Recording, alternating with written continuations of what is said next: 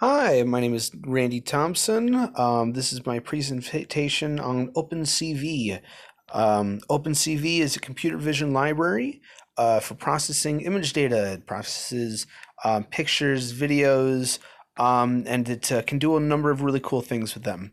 So it can be used to recognize objects. You can it's able to pick out similar features between objects using a number of different methods in order to be able to tell, after some training, what an object is.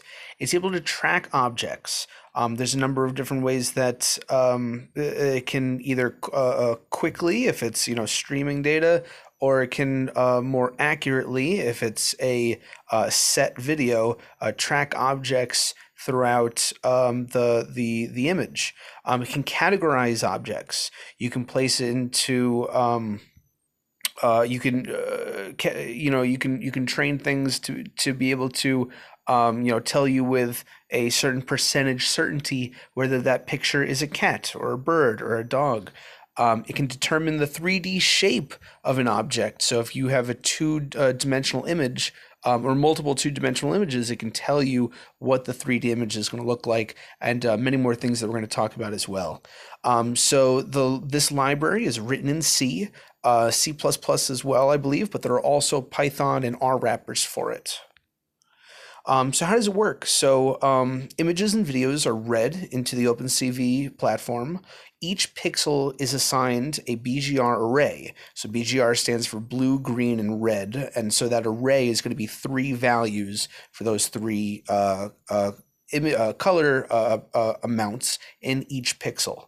For grayscale images, it just gives you a corresponding intensity for each pixel.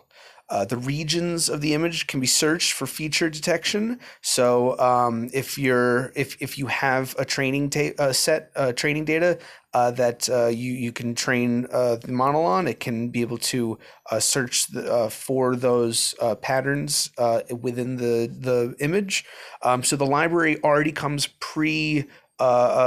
trained on a number of faces.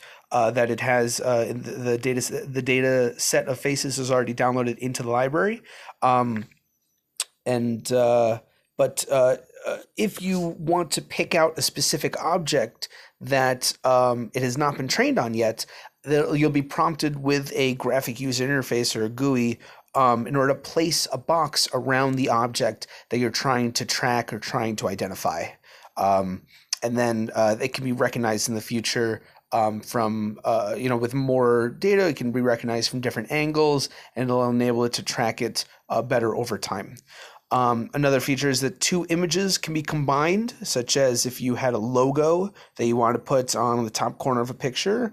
That's something you can do in OpenCV as well. And it comes with a number of different processing techniques.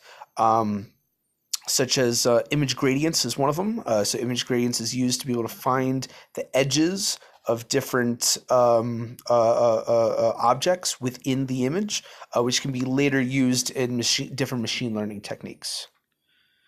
So let's go over an example. So one of the things you can do with OpenCV is you can actually run a very similar program to Snapchat filters. So Snapchat filters allow you to place a picture of a dog's face or different kinds of images over your face in real time. So let's go through how we would be able to accomplish a very similar feat using OpenCV. So it only takes 7 steps to be able to enable real-time facial landmark detection and overlay an image on top of that. So first you would load the training set of facial images that comes the library comes pre-programmed with a large number of training data that you can use to instantly start getting a good model for facial detection. So you're going to create an instance there. You're going to store this so that you're not using up your local memory. You're going to load the landmark detection algorithm. So it comes pre-programmed with a way to be able to detect whether or not they're I'm sorry. It comes with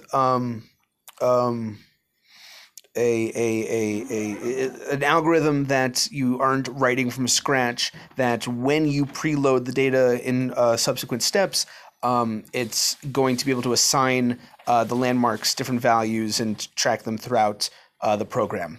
So once the base level is installed, once those features are installed, you're going to capture images from your webcam.